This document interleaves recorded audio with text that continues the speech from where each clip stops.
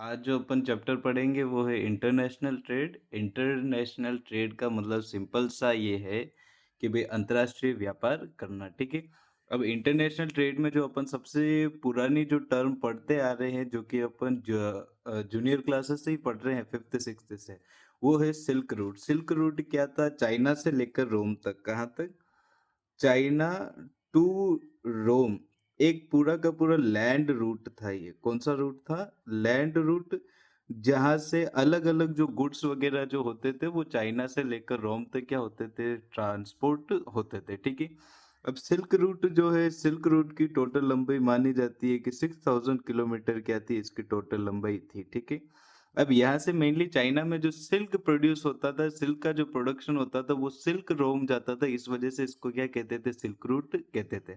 मगर समय के साथ में क्या हुआ, जब रोम का डिसइंटीग्रेशन हुआ, जब रोम का डाउनफॉल स्टार्ट हुआ, तो उस समय क्या हुआ, ये सिल्क रूट वाला जो ट्रेड था ये पूरा का पूरा क्या हो गया? खत्म हो गया। अब जब सिल्क रूट खत्म हो गया और रोम भी नहीं रहा, तो उसके बाद में जो अपन कह सकते हैं कि जो पावर एग्जिस्टेंस में ही वो थी यूरोपियन पावर। कौन सी पावर? यूरोपियन पावर, ठीक है। अब यूरोपियंस ने क्या किया, जब सिल्क रूट वाला जो कि लैंड रूट था, जो कि मेनली चाइना या फिर अपन कहे कि इंडिया वाला जो पोर्शन है उसको यूरोप से और रोम वाले एरिया से जोड़ता था, वो पूरा का पूरा क्या हो गया? बंद हो गया। अब दिक्कत ये हुई कि लैंड रूट जब बंद हो चुका है तो अब ट्रेड करे तो करे कैसे?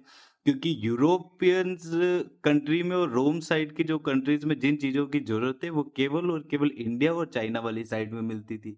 अब वो लैंड से आ नहीं सकते तो क्या करे? तो फिर एट लास्ट क्या हुआ, हम शुरुआत से पढ़ते आ रहे कि भाई वास्को डेगामा ने इंडिया की खोज की थी। वास्को डेगामा ने कोई इंडिया की खोज नहीं की, इंडिया ऑलरेडी युगो युगों से इंडिया था। बस यूं है कि वास्को डेगामा ने इंडिया आने का ओशन रूट ढूंढा। मतलब कौन सा वाला?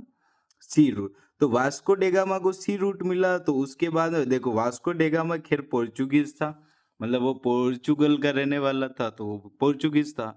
बट खैर यूरोप में था, तो उसकी वजह से पूरे के पूरे यूरोपियंस के जो बाकी जो कंट्रीज है, जिसमें ब्रिटिशर्स हो गए, जिसमें अपने फ्रेंच हो गए, जिसमें डच के लोग हो गए, जिसमें स्पेनिश हो गए, इन सभी लोगों को ये सी रूट पता चला और ये सभी लोग इंडिया आए। और इंडिया से चाइना, चाइना से वापस जो भी मटेरियल वगैरह लेना होता, फिर से इसी सी रूट से यूरोप में जाकर वो ट्रेडिंग वगैरह कर लेते, ठीक है। तो जब सिल्क रोड खत्म हुआ, रोमन एम्पायर का डिसइंटीग्रेशन हुआ, तो उसके बाद में जो ट्रेड में सबसे पावरफुल जो पावर ने ग्रोथ जो की वो कौन सी थी? European power. अब यूरोपियंस में कौन कौन थे? एक तो सबसे पहले ब्रिटिशर्स, सेकंड भाई डच, पोर्चुगीज, स्पेनिश के लोग, डेनमार्क के लोग, ये सारे के सारे किस्में थे यूरोपियन पावर्स में। अब देखो इन लोगों ने क्या किया, जैसे ये सी रूट्स में अलग अलग देशों में जाते तो वहां पर जो जो पोर्शन कमजोर होता वहां पर ये क्या करते? अपना हक जमा लेते। उस एरिया को क्या करते? ये जीत लेते, ठीक है। अब जीत कर वहां पर क्या करते? जिस ऐसे सिंपल सा मतलब ये कि जमीन पर कब्जा कर लिया, कब्जा करके खेतीबाड़ी करने लग गए, ठीक है। अब देखो वहां वाले लोगों को चाहिए पसंद थी, मसाले चाहिए थे उनको, ठीक है। अब वो लोग क्या करते? इंडिया हो गया, चाइना हो गया, और जहां जहां पर ये लोग कॉलोनीज बनाते वहां पर क्या करते? प्लांटेशन का वर्क करवाते। प्लांटेशन का जब वर्क करवाते, अब मान लो कि अपन यहाँ से दुबई में जाके घर बना रहे, ठीक है, और दुबई के अपन जो मजदूर हो रहे उन मजदूरों से अपन काम करवा रहे। दुबई में मजदूरों की डेली वेजेस ही दिन की 3-4 हज़ार रुपए, और अपने यहाँ पे 400-500 रुपए। तो अपने वाले तो सस्ते पड़ते हैं, वहां वाले बहुत महंगे। जब अंग्रेज इंडिया में आए, इंडिया वाले अगर लेबर को करे तो इंडिया वाले लेबर, एक तो वो अंग्रेज है उनको घाटे नहीं हो, सेकंड बात ये थी कि वो अ, अंग्रेजों से पैसे भी ज्यादा मांगे। तो अंग्रेजों ने ये सोचा, मतलब कि यूरोपियंस ने, कि क्या किया जाए। तो उन्होंने क्या किया, उन्होंने अफ्रीकन कंट्रीज को टारगेट बनाया। किसी समय में अफ्रीकन कंट्रीज अच्छी खासी समृद्ध थी, बहुत अच्छी खासी उसकी इकोनॉमी थी। मगर ये अंग्रेज जो थे, इन्होंने वहाँ की पूरी इकोनॉमी को बर्बाद कर दिया और वहाँ के लोगों को एज अ स्लेव बना के रखा। स्लेव का मतलब अपन क्या बोलते हैं उसको? बंदी बना के रखा, गुलाम बना के रखा, और उनसे अपने जो प्लांटेशंस मतलब कि एरियाज जो होते हैं वहां पर उनसे क्या कराते? मजदूरी वगैरह करवाते, मतलब सीधी सी बात है, बंधुआ मजदूरी कराते। अब इसी चीज़ को कहा गया स्लेव ट्रेड, और ये स्लेव ट्रेड 200 सालों से भी ज़्यादा चलता रहा। अफ्रीका से क्या करते हैं कि भई स्लेव जो ये अफ्रीकन्स जो होते, इनको बंदी बनाते, बंदी बनाकर जहाँ-जहाँ पर कॉलोनीज़ होती वहाँ पर ट्रांसपोर्ट कर देते, ट्रांसफ़र कर देते। वहाँ पर इनसे जबरन काम करवाया जाता, खाने-पीने को कुछ मिलता नहीं, जल्दी इनकी डेथ हो जाती, और इस प्रकार ये चलता रहा, चलता रहा, चलता रहा। फाइनली 1992 में डेनमार्क को लगा कि हाँ, चाहे भले हम पैसा अच्छा खासा कमा रहे हो, मगर कहीं न कहीं पर ये जो चीज़ जो है ये मानवता ह्यूमैनिटी के खिलाफ है।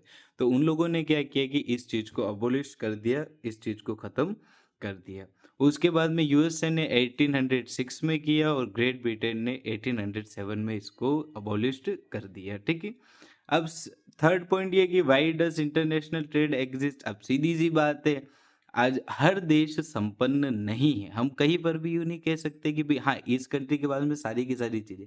हर कंट्री के पास में कोई न कोई चीज़ की कमी होगी। क्यों? क्योंकि हर कंट्री अलग-अलग ज्योग्राफिकल कंडीशन में है। अगर अपन दुबई में जा रहे हैं, अरब कंट्रीज़ में जा रहे हैं, तो वहाँ पे रेगिस्तान ज़्यादा है। अपन इंडिया में आ रहे हैं तो अपने ट्रॉपिकल क्लाइमेट है। वही अगर मान लो कि अपन नॉर्थर्न पोल या साउथर्न पोल वाली साइड में जा रहे हैं तो वहाँ पर अच्छी खासी सर्दी है। तो सही-सी बात है, ज्योग्राफिकल कंडीशन अलग-अलग है। ज्योग्राफिकल कंडीशन के अकॉर्डिंग वहाँ की नीड भी अलग-अलग है। अब वहाँ की नीड के अकॉर्डिंग वहाँ का क्लाइमेट और वहाँ की ज्योग्राफिकल कंडीशन है नहीं, तो वहाँ पर वो चीज़ें एग्ज़िस्ट ही नहीं करती। इस वजह से वो क्या करते, जहाँ पर एग्ज़िस्ट करती है वहाँ से वो चीज़ें मँगाते। तो फर्स्ट तो ये हो गया कि भई अलग-अलग जो ज्योग्राफिकल स्ट्रक्चर वगैरह उस वजह से, ठीक है? सेकंड ये है, इसमें अभी मेन पॉइंट एक तो ये याद रखना, स्पेशलाइज़ेशन। स्पेशलाइज़ेशन का मतलब ये हुआ कि भई अलग-अलग जो कंट्रीज़ है वो अलग-अलग चीज़ों में स्पेशलाइज़ है। बेस्ट एग्ज़ाम्पल मैं लेता हूँ अमेरिका का। अमेरिका टेक्नोलॉजी के तौर पे इतना एडवांस होता जा रहा है, इतना एडवांस होता जा रहा है कि आज हर कंट्री चाहती है कि वहाँ से वो टेक्नोलॉजी को इम्पोर्ट करती रहे, ठीक है? अब और कुछ कंट्रीज़ अपन लेवे, जैसे कि मान लो कि इंडिया का अपन एग्जांपल लेते हैं, ठीक है? इंडिया में जो मसालों की जो खेती है वो बहुत अच्छे तरीके से होती है। तो बाहर वाले लोग क्या चाहते हैं कि यहाँ के जो मसाले वो वहाँ पर बुलाते। अब जो ये चाइना जो है, चाइना में इंडस्ट्रियल सेक्टर रॉ मटेरियल वाला जो बेल्ट है यहाँ का बहुत शानदार है। तो वो सारे के सारे एक पर्टिकुलर काम में स्पेशलाइज़्ड हो रहे हैं। लाइक जर्मनी है तो जर्मनी का ऑटोमोबाइल सेक्टर आप देख लो। ऑटोमोबाइल मतलब कारों वाला सेक्टर। कार्स का जो पूरा का पूरा बेल्ट जर्मनी का इतना शानदार है कि वो उस काम में पूरे के पूरे स्पेशलाइज्ड हो रखे हैं, उनसे बेटर कोई भी नहीं है। तो एक तो स्पेशलाइजेशन जैसे-जैसे हुआ तो अलग-अलग कंट्री अलग-अलग काम में स्पेशलाइज्ड है। तो बाकी कंट्रीज़ को वो चीज़ें अच्छी लगी तो उन्होंने उन चीज़ों को इम्पोर्ट करवाया। सेकंड, इकोनॉमिकल डेवलपमेंट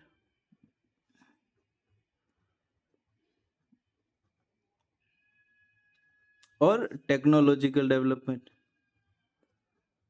अब जैसे-जैसे टेक्नोलॉजी बढ़ रही है वैसे-वैसे नए-नए गुड्स बनते जा रहे हो। जैसे-जैसे नए-नए गुड्स बनते जा रहे हो, उन गुड्स की अलग-अलग एरियाज़ में नीड्स भी बढ़ती जा रही है। इन्हीं नीड्स को सैटिस्फाइड करने के लिए 2 कंट्रीज़ के बीच में फॉरेन अफेयर्स होते हैं, और उन फॉरेन अफेयर्स में इंटरनेशनल ट्रेड होता है, जिस वजह से दोनों ही देशों के संबंध अच्छे बनते, रिलेशंस अच्छे होते, और वही रिलेशन आगे भी उन्हें through out by the time help करते रहते हैं, ठीक है? अब देखो बेसिस ऑफ इंटरनेशनल ट्रेड क्या, अब ये तो ये हो गया कि क्यों, एक तो सिंपल सी बात है कि भाई सब संपन्न नहीं हो, जिसको जो जरूरत है वो दूसरे कंट्री में है तो वो क्या करते रहते हैं, इंटरनेशनल ट्रेड करते रहते। अब इंटरनेशनल ट्रेड का बेस क्या है, तो सबसे पहला जो बेस जो है वो ये है कि difference in national resources.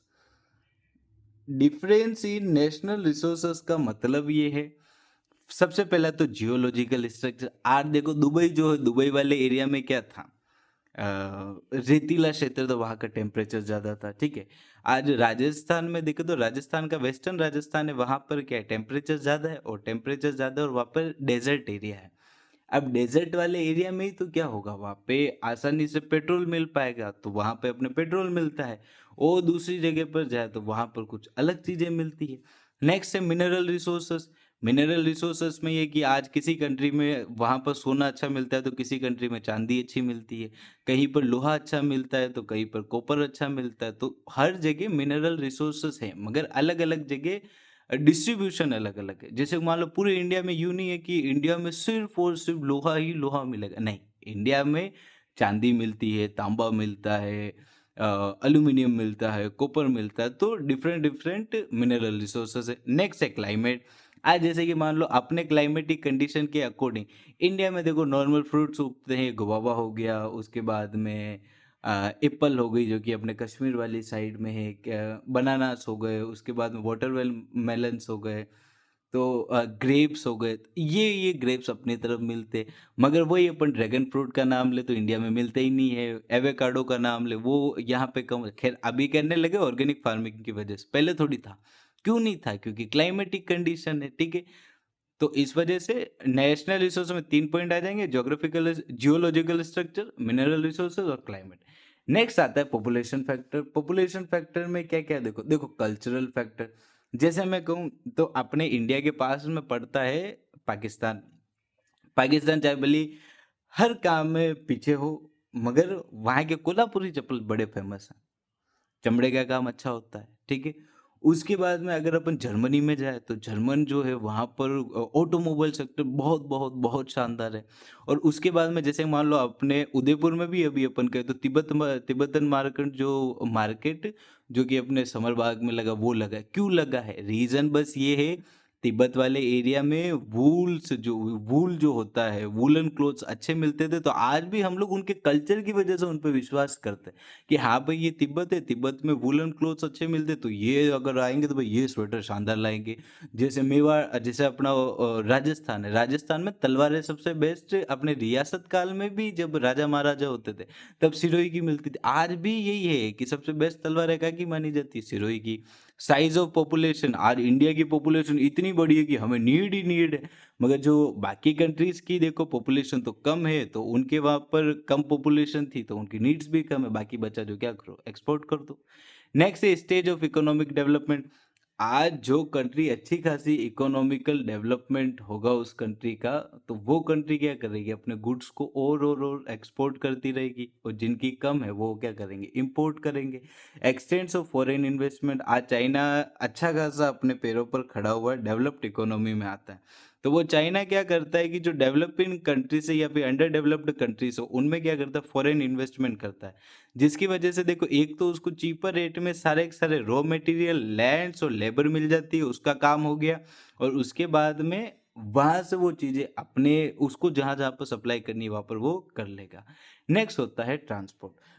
By the time जैसे-जैसे ट्रांसपोर्ट फैसिलिटीज़ बढ़ती रही, वैसे-वैसे इंटरनेशनल ट्रेड और बढ़ा। जैसे सिल्क रूट के समय में लिमिटेड चीज़ें, जैसे कि मान लो कपड़े वगैरह हो गए, उसके बाद में ये जेम्स एंड ज्वेलरीज वगैरह हो गई और सिल्क हो गया और कॉफ़ी या फिर स्पाइसेस जो हो गई, यही चीज़ें क्या होती थी कि ट्रेड होती थी।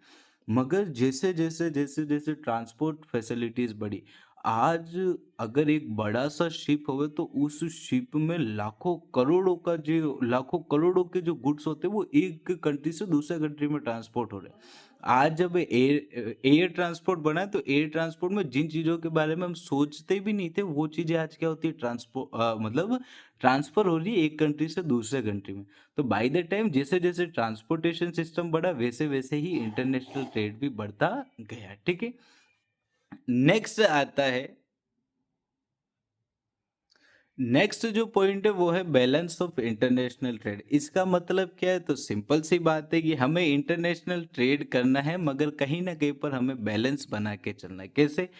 एक कंट्री है, मतलब कंट्री एक्स है, तो एक्स कंट्री जो है उसमें मान लो कि इम्पोर्ट जो है, इम्पोर्ट तो क्या है ज़्यादा है और एक्सपोर्ट जो है वो उसमें क्या है बहुत कम है। अब देखो ये कंडीशन जो कंट्री की बन रही है कहीं ना कहीं पर वो इम्पोर्ट तो अथा बहुत सरप्लस अमाउंट में इम्पोर्ट कर रहा है और एक्सपोर्ट कम कर रहा है। तो ये जो कंडीशन है ये इसके लिए अनफेवरेबल कंडीशन, ठीक है? अब ये मान लो कि कंट्री वाई जो है, वाई में जो एक्सपोर्ट जो है, एक्सपोर्ट अच्छा खासा हो रहा है लाइक अमेरिका टाइप की कंट्रीज, और जो यहाँ का इंपोर्ट है वो इंपोर्ट थोड़ा सा क्या है, लिमिटेड है। अब जब इंपोर्ट कम है मतलब ये है कि ये सेल्फ रिलायंस है, मतलब कि भाई आत्मनिर्भर है, इसके पास में अच्छी खासी चीज़ें हैं, इसको जो इस कंट्री को जो नीड्स जो है वो सारी की सारी चीज़ें इसके पास में अवेलेबल है। जब मुझे मेरी सारी चीज़ें जो कि चाहिए वो मेरे पास अगर अवेलेबल है, इसका मतलब मैं क्या हूँ, आत्मनिर्भर हूँ, जो कि मोदी जी बात करते रहते हैं। तो ये यहाँ पर जो ये कंडीशन बन रही जहाँ पर एक्सपोर्ट ज़्यादा और इम्पोर्ट कम है, तो ये कंट्री के फेवर में कंडीशन है। तो ये कौन सी कंडीशन हो गई, तो फेवरेबल कंडीशन। तो किसी भी कंट्री को ये यही रखना चाहिए कि वो अपना एक्सपोर्ट ज़्यादा रखे और इंपोर्ट क्या रखे, कम रखे। जैसे इंडिया का अगर एग्जांपल लो, तो हम जब अंग्रेजों से हमें आज़ादी मिली 1947 में, तो उसके बाद में हम रियलिटी में इतना डर गए थे कि हमने बाहर की कंपनियों को इंडिया में आने ही नहीं दिया। हमने कहा कि भाई क्या पता फिर से कोई कंपनी ट्रेड या बिजनेस करने आएगी, वो जैसे ये अंग्रेज गुलाम बना के गए, कहीं फिर से गुलाम ना बना ले। क्यों? क्योंकि ऑलरेडी अंग्रेजों ने हमें इतना लूट लिया था। उसके बाद में जब इंडिया आज़ाद भी हुआ, तो ऐसी कंडीशन में हम आज़ाद हुए कि जहाँ पर लड़खड़ाती हुई कंडीशन में हम आज़ाद हुए। जैसे मान लो कि कोई इंसान आपने देखा हो जो कि सही से चल भी नहीं पाता, लड़खड़ाते हुए चलता, वैसी कंडीशन में इंडिया था। मतलब कि thanks to all of our leaders, जिन्होंने इस कंट्री को आज की पोजीशन पर पहुंचाया। अदरवाइज उस समय कोई एक बड़ा स्कॉलर था, उसने ये बात कही भी थी इंडिया के लिए कि इंडिया ज़्यादा से ज़्यादा 2-3 साल और टिक जाएगा, उसके बाद में तो ये देश ऑटोमेटिकली ख़त्म हो जाएगा। ये बात कही गई थी इंडिया के लिए, ठीक है। फिर 1991 में आप लोग 10th में खैर पढ़ के ही आए होंगे कि इंडिया ने इकोनॉमिक रिफॉर्म्स अपनाए, लाइक जिसमें लिबरलाइजेशन था, ग्लोबलाइजेशन था, प्राइवेटाइजेशन था। लिबरलाइजेशन का मतलब ही क्या था, removal of all trade barriers and invite other countries to trade in our country, ठीक है। तो 1991 में जब लिबरलाइजेशन अपनाया, तो उसके बाद में क्या हुआ, अपने इंडिया में बाकी कंट्रीज आई, उन्होंने फॉरेन इन्वेस्टमेंट किया और अपनी यहाँ की इकोनॉमी थोड़ी थोड़ी थोड़ी थोड़ी बेटर हुई, ठीक है। तो यही मानना, तो यहाँ पे ये याद रखना ही कि अनफेवरेबल कंडीशन कौन सी होती है, जब इंपोर्ट ज़्यादा होगा एक्सपोर्ट कम। फेवरेबल कौन सी होगी, एक्सपोर्ट ज़्यादा और इंपोर्ट कम। तो हमें एक्सपोर्ट और इंपोर्ट के बीच में क्या लगा के चलना, बैलेंस बना के चलना है, ठीक है।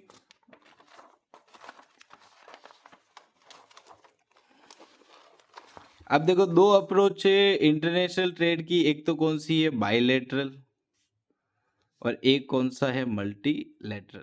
अब देखो ये सिंपल है, बायलैटरल और मल्टीलैटरल। बायलैटरल देखो, इंग्लिश के जो सारे के सारे जो इंग्लिश लैंग्वेज है वो लैटिन लैंग्वेज से बनी, तो लैटिन लैंग्वेज में बाई का मतलब होता है टू। तो दो कंट्रियों के बीच में जो ट्रेड जो हो रहा है उसको अपन क्या कहेंगे, बायलैटरल।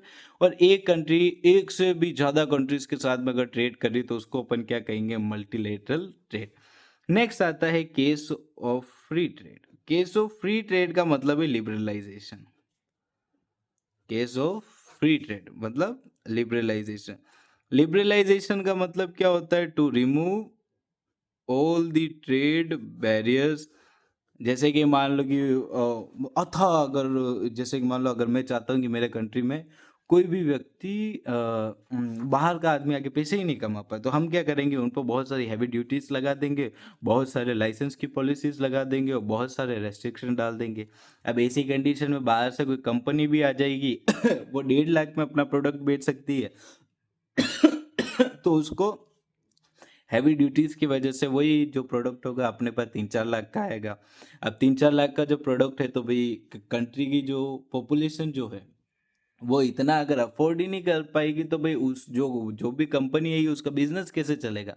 तो वो कंपनी अपने जो भी आउटलेट्स जो कि यहाँ पर लगा है उनको बंद करके चली जाएगी। तो इस वजह से लिबरलाइजेशन है कि भाई केस ऑफ फ्री ट्रेड कि लिबरलाइजेशन अपनाना चाहिए, जिसमें आप सारे के सारे जो ट्रेड बैरियर्स जो उनको क्या करो, रिमूव करो।